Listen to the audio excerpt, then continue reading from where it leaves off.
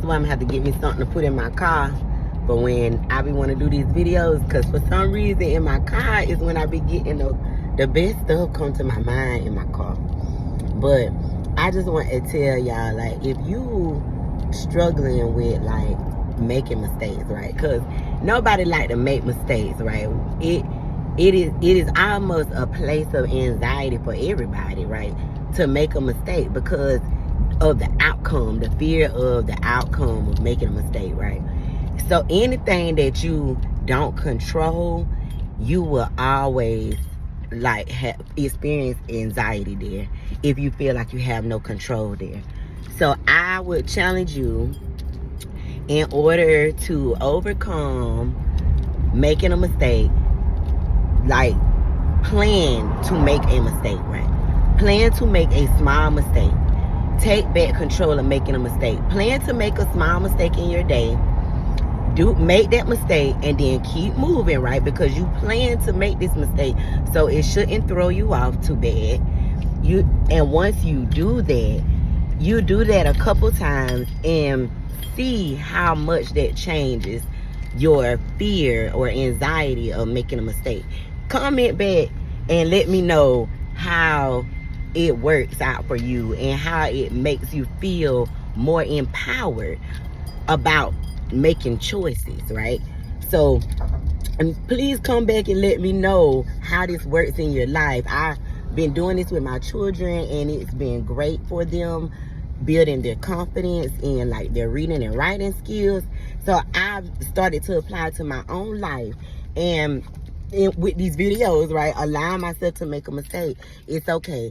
If the video don't be perfect, it's okay. I still upload the video. I'm still gonna keep showing up for you guys and giving you these words of advice, these words of wisdom, because I know what God has done in my life, and I know what God has told me to do with my life.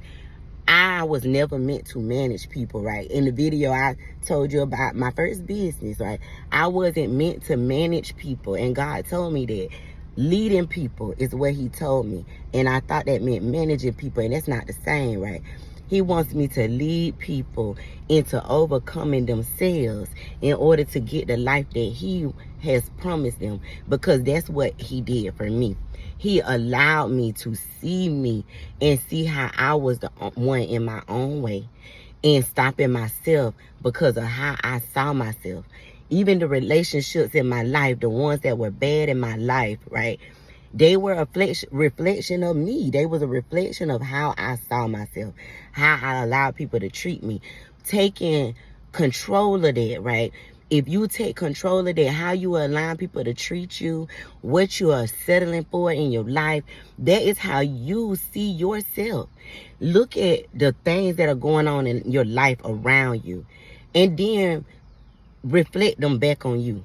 Is that really how you see yourself? You have to apply the principle of knowing who you are in Christ, knowing who Christ sees you as, and then seeing yourself that way. When you see yourself that way, you will value yourself more. You will take control of things better, right? Doing things like this, like overcoming, making mistakes, you would start to have time to even think about the things that are going on with yourself when you start to value you, when you start to see you. Take back control of you, and everything in your life will get better. Allow God to be the head of your life. Surrender everything to him. Allow him to take over and take control, because he wants to bless you, right? I will keep telling you that. Your Jeremiah 29:11 that tells you he wants to bless you. He knows the plans that he has for you. He knows. So you have to allow him to show you. But taking control of your decision making, right? Taking the anxiety out of that, it will help you go so far, because you will learn to trust yourself. A lot of us you don't know who you are because you don't trust yourself. You don't trust yourself to make your own decisions, so you talk out decisions with other people because you don't trust yourself. You have to trust you. So I'm telling you, in order to gain that strength, I challenge you. Like I said at the beginning of the video, write it down, right? So you can know that you're planning to make a mistake.